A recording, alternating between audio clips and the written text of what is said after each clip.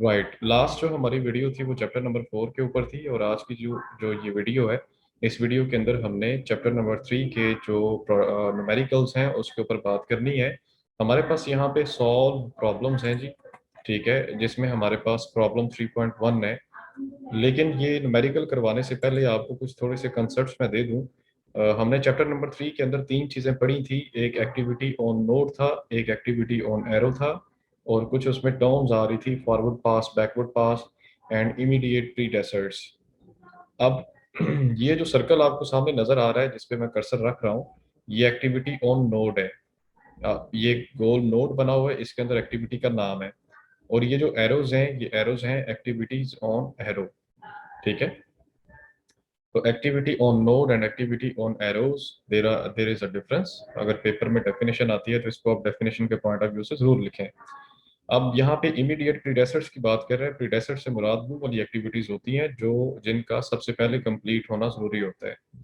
For example activity A B C D E, ये हमारे पास 5 activities हैं, और इसके सामने लिखा हुआ है इमीडिएट प्रीडेसर्स, मतलब कि सबसे पहले इन इन एक्टिविटीज का कंप्लीट होना जरूरी है। अब देखें, ए बी सी के सामने इमीडिएट प्रीडेसर कोई भी एक्टिविटी नहीं है, तो डी एक्टिविटी स्टार्ट करने से पहले उसने बताया हुआ है ए और बी एक्टिविटी का खत्म होना जरूरी है। इसी तरह ई के सामने उसने लिखा हुआ है कि सी एक्टिविटी का कंप्लीट होना जरूरी है। ये इसके सामने साथ ही उसने कुछ सोल्यूशन भी इसका दिया हुआ है, क्योंकि हम सेल्फ जो प्रॉब्लम है, सेल्फ सोल्यूशन प्रॉब्लम जो होती हैं वो कर रहे हैं। मैं साथ साथ आपको वर्ड के अंदर इन एक्टिविटीज को ड्रॉ भी करके दिखाता हूँ, बताता हूँ कि ये एक्टिविटीज आपने अपने रजिस्टर के अंदर कैसे लिखनी है। लें जी, ये हमारे पास जनाब MS वर्ड है। इस वर्ड के अंदर हमने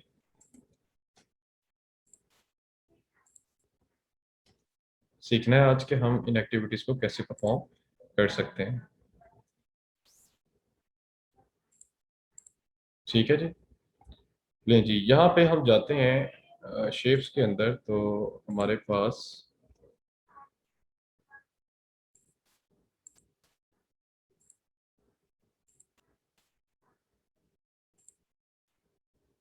ये शेप है जी। हम एक शेप यहाँ पे ड्रॉ कर लेते हैं। इस एक्टिविटी को हम नाम देंगे जी स्टार्ट का।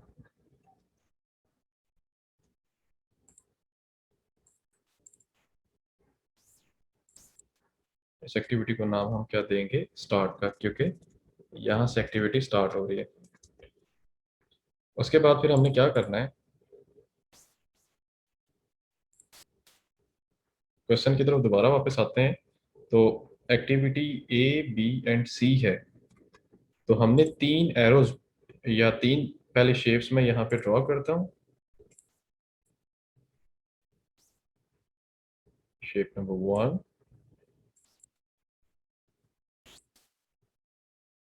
2, यहाँ पे रखा, और 3, इसको हमने यहाँ पे रखा।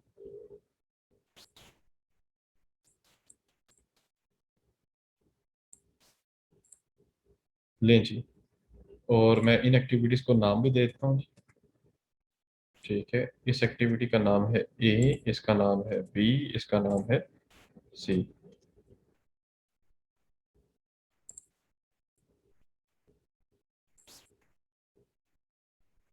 ये इस तरह से करके आपने, मतलब कॉपी पेंसिल के थ्रू क्या करना है, ड्रॉ करना है। ठीक है, यानी एरोज लगाने हैं आपने।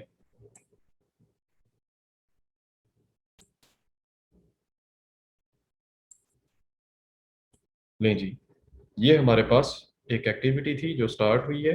हमारे पास एक्टिविटी ए है, एक्टिविटी बी है एंड एक्टिविटी सी है। क्वेश्चन की तरफ दोबारा वापस आते हैं, तो हमारी जो बी एक्टिविटी है, इस एक्टिविटी से पहले कौन सी एक्टिविटी का कंप्लीट होना जरूरी है, ए एंड बी का। कौन सा, ए एंड बी का। मैं एक दफा फिर से यहाँ पे एक डायग्राम ड्रॉ करता हूँ। इस एक्टिविटी को नाम देता हूँ जी डी का, और साथ में एरोज भी शो कर दूंगा कि इससे पहले वाली कौन कौन सी एक्टिविटीज हैं जिनका कंप्लीट होना जरूरी है।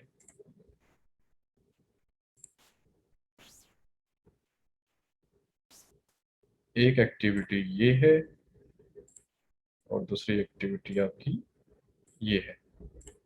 ठीक है जी। यानी डी एक्टिविटी स्टार्ट करने से पहले आपका एक्टिविटी ए और एक्टिविटी बी का कंप्लीट होना जरूरी है। अब दोबारा हम यहाँ पर चलते हैं, अपने क्वेश्चन की तरफ वापस चलते हैं कि सर हमारे पास यहाँ पे ई वाली एक्टिविटी रह गई है। तो ई वाली एक्टिविटी कंप्लीट करने से पहले हमने कौन सी एक्टिविटी अपनी कंप्लीट करनी है? एक्टिविटी सी। नहीं जी।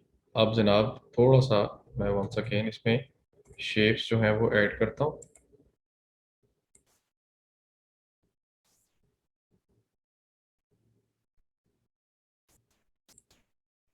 ई एक्टिविटी स्टार्ट करने से पहले सी एक्टिविटी का कंप्लीट होना जरूरी है।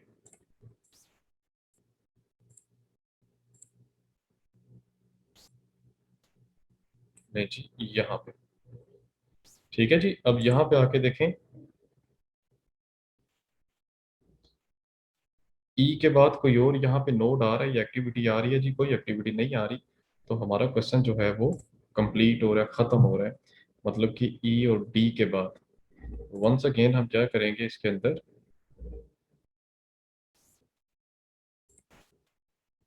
शेड्स डालते हैं। यहाँ पे हम लिखते हैं एंड।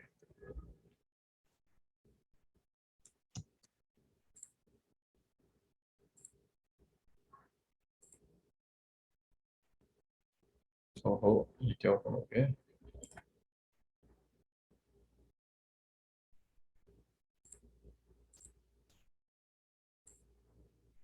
एक ये एक्टिविटी है, ये एक्टिविटी।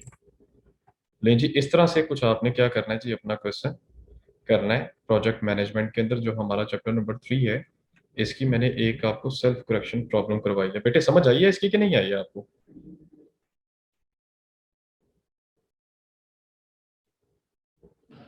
आइए सर। राइट। अब उसके बाद आगे अगला क्वेश्चन जो है उसकी तरफ चलते हैं जी। यहाँ पे हम मैं थोड़ा सा वो क्वेश्चन करवाता हूँ जो थोड़ा सा लेंथी हो। ठीक है, लेंथी भी हो और थोड़ा सा एक्सटेंसिव भी हो।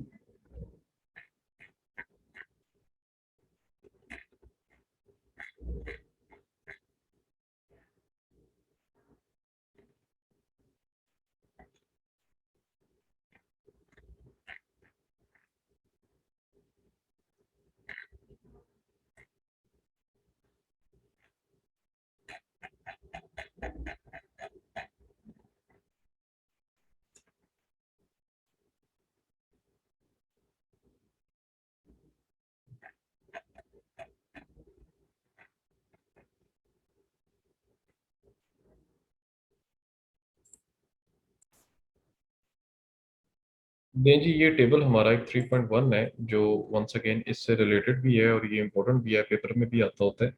ये एक हमारे पास सिर्फ एक एग्जांपल है। उस एग्जांपल के अंदर उसने यहाँ पे लिखा हुआ है कि हमारे पास फॉर एग्जांपल कहता है activities and precedence precedence relationships may seem rather confusing when they are presented in the descriptive form. It is therefore convenient to list all the activity information in a table as shown in a table 3.1. We see in the table that the activity A is listed at the immediate predecessors of the activity C. Like otherwise, both activities D and E must be performed prior to starting the activity G.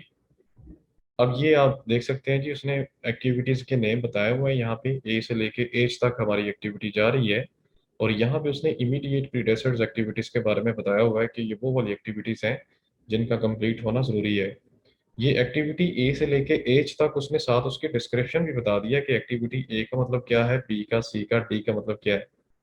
तो ए का मतलब इसमें लिखा हुआ है build internal component, modify roof and floor, construct collection stack, pure concrete and install frame.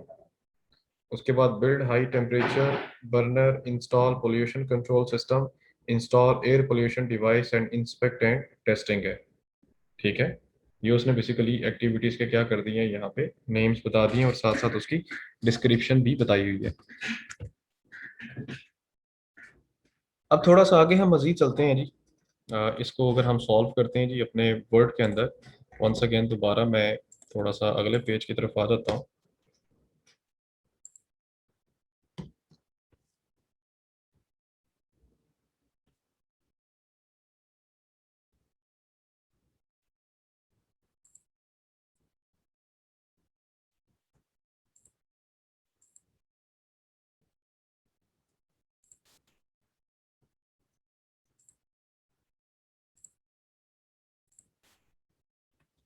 अब यहाँ पे हमने क्या करना है, इसकी थोड़ी सी मैं अलाइनमेंट भी ठीक कर लेता हूँ। ले जी, वंस अगेन हम यहाँ पे जाएंगे थोड़ा सा अपनी शेप्स के अंदर और अपनी एक्टिविटीज़ को करेंगे स्टार्ट। ले जी, ये हमारी शेप है और यहाँ पर हमारे पास एक्टिविटी ए और बी से पहले कोई एक्टिविटी स्टार्ट हो रही है स्टूडेंट्स? कोई एक्टिविटी स्टार्ट नहीं हो रही। इमीडिएट प्रीडेसर्ट्स वो वाली एक्टिविटीज़ होती हैं जिनका सबसे पहले कंप्लीट होना ज़रूरी होता है। तो यहाँ पे मैंने एक शेप ड्रॉ कर दी अपनी वर्ड के फॉर्म में। दो शेप्स और मैं ले आता हूँ, एक को यहाँ पे रखता हूँ और दूसरी शेप को यहाँ पे रखता हूँ। ये एक्टिविटी जो है इसे मैं रखता हूँ स्टार्ट। ये एक्टिविटी ए एंड बी है, बी है। वंस अगेन मैंने इसको क्या करना है जी, एरोस के थ्रू असाइन कर देना। This is one and this is arrow two. लीजिए हो गया। अब अपने क्वेश्चन की तरफ दोबारा वापस जाते हैं। जो एक्टिविटी सी है उसका स्टार्ट होने से पहले कौन सी एक्टिविटी का कंप्लीट होना जरूरी है? एक्टिविटी ए का। लीजिए बेटे, ये वाली स्क्रीन शो हो रही है आपको? Yes sir. जो न्यू स्क्रीन मैंने बनाई है अभी शो हो रही है ना आपको? यस जी। Sir. Right. Activity A C के शुरू होने से पहले ए का कंप्लीट होना जरूरी है। तो मैं इसको कॉपी कर लेता हूँ यहाँ पे, जरा पेस्ट करता हूँ। सॉरी जी,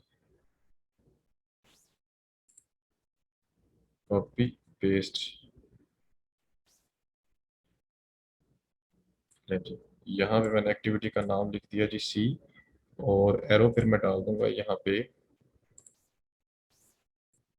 कि सी के स्टार्ट होने से पहले जो एक्टिविटी ए है उसका कंप्लीट होना जरूरी है। वापस जाते हैं अपने क्वेश्चन की तरफ। उसमें कहता है नेक्स्ट एक्टिविटी डी है, डी के स्टार्ट होने से पहले वो कहता है ए और बी का कंप्लीट होना जरूरी है। डी के स्टार्ट होने से पहले कहता है ए और बी का होना जरूरी है। ठीक है, लें जी, इस शेप को उठाकर मैं यहाँ पे कॉपी, वैसे मैं कॉपी पेस्ट कर रहा हूँ इसको। यहाँ पे एक्टिविटी का नाम देता हूँ डी, और इसके स्टार्ट होने से पहले उसने खुद बोला हुआ है कि ए एंड बी का कंप्लीट होना ज़रूरी है। तो इसलिए मैंने ये दो लाइनें लगा दी हैं अपनी यहाँ पे। दोबारा क्वेश्चन की तरफ वापस आते हैं। डी के बाद वो यहाँ पे कहते हैं ई, ई एंड एफ, इन दोनों एक्टिविटीज़ के स्टार्ट होने से पहले सी का कंप्लीट होना ज़रूरी है। तो यहाँ पे मज़ीद दो बनेगी, ई और एफ।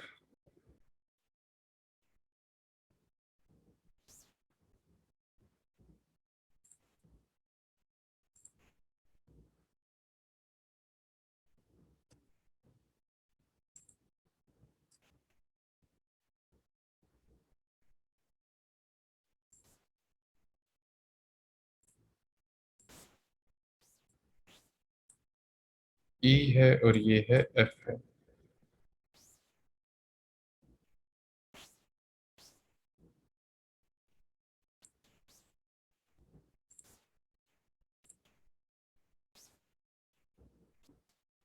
ठीक है जी, ई और एफ के स्टार्ट होने से पहले उसने बोला हुआ है सी का कंप्लीट होना ज़रूरी है।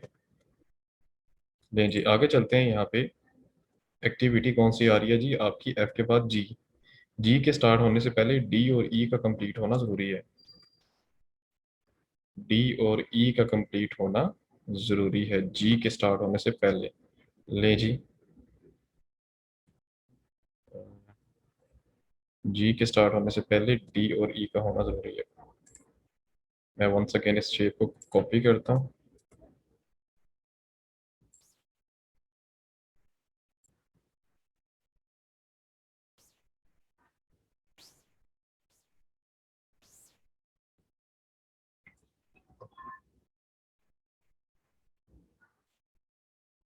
इस एक्टिविटी का नाम हमने क्या रखा हुआ है यहाँ पे, ई, ओ सॉरी, इस एक्टिविटी का क्या नाम था, जी। और इसके स्टार्ट होने से पहले उसने बोला हुआ है किस एक्टिविटी का कंप्लीट होना जरूरी है, डी और ई का। ये हमारे पास डी है और ये हमारे पास ई है।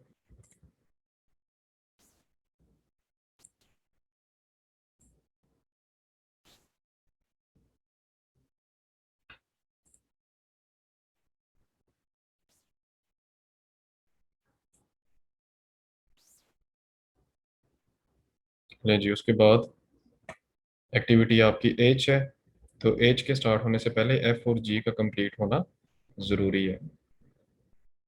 एफ एंड जी का, इस लाइन को थोड़ा सा मैं नीचे कर लूँगा, या थोड़ी सी इसकी मैं,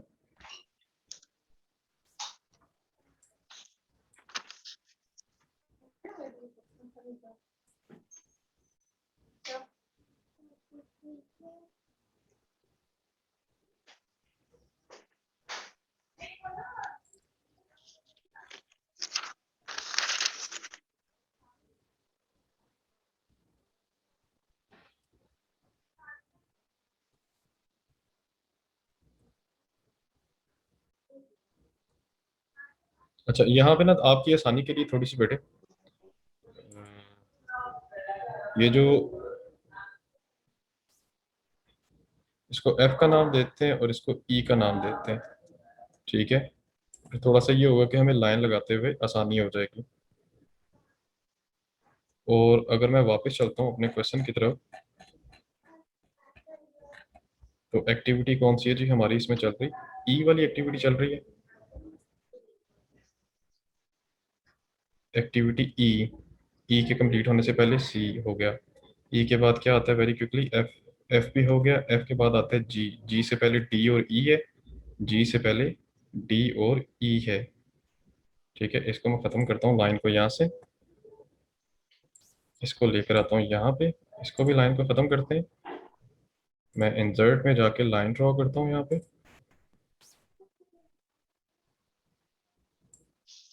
ये ई है और ये जी है। आखिरी एक्टिविटी हमारी रह गई है एच, एच को ख़त्म करने से पहले एफ एंड जी की ज़रूरत है। तो यहाँ पे कॉपी करेंगे और यहाँ पे हम पेस्ट करेंगे और यहाँ पर लेकर आते हैं जी, इस एक्टिविटी का नाम क्या था हमारा, एच। और एच एक्टिविटी को कंप्लीट करने के लिए हमने क्या करना है, एफ और जी को कंप्लीट करना है। बस ये हमारा लास्ट नोड रह गया, मैं इसको यहाँ पे ड्रॉ कर देता हूँ आपके सामने। ये हमारे पास ओरिएंटेशन में, ये हमारे पास इंसर्ट के अंदर हम जाते हैं, तो ये है हमारे पास एफ एक्टिविटी और वंस अगेन, और ये हमारे पास है जी एक्टिविटी। स्टूडेंट टाइम वैसे जूम का ख़त्म हो रहा है, तो ये जो है मैंने आपके सामने क्वेश्चन रख दी है, बाकी इसको मैं यूट्यूब पे अपलोड भी कर देता हूँ, अगर किसी ने वहाँ से भी देखना हो इसको वंस अगेन, तो आप दोबारा से देख सकते हैं। ठीक है जी, समझ आई है यहाँ तक कि नहीं आई आपको?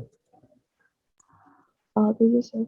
Good, very good. मैं कुछ क्वेश्चंस आपको देता हूँ प्रैक्टिस के लिए, आपने इसको करना है। Thank you so much for watching जी, अल्लाह हाफिज़।